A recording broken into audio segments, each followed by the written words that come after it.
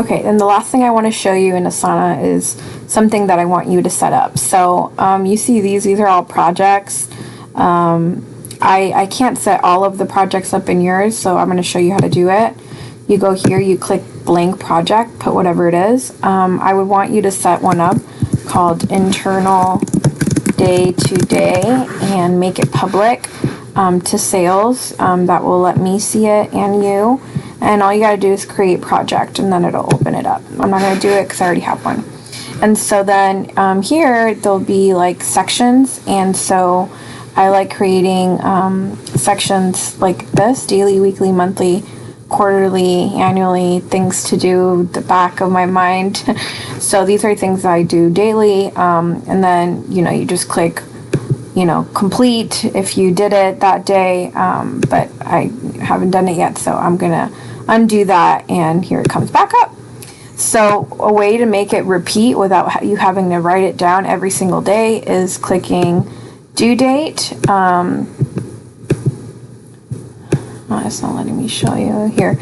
Due date, you click set to repeat, and it'll say, it'll just put 7 days, but you're going to put daily, or weekly, or whatever, however often you need to repeat that task. I put it for daily at this time, and then it'll come back up. So and just write tasks you need to do, like send the report, send in the report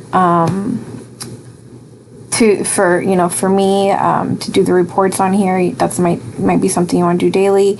Monthly, you might want to put do KPI report at the end of the month, or the first of the month of the fall, like November 1st. Things like that, things that you need to do. And you can, main thing you want to do is make sure you're assigning it to yourself. You're putting a due date. If not, it won't come up. So you want to do that. And then these are subtasks that you can create.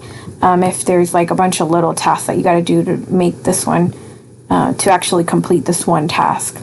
So that, and that's basically what you would do in Asana.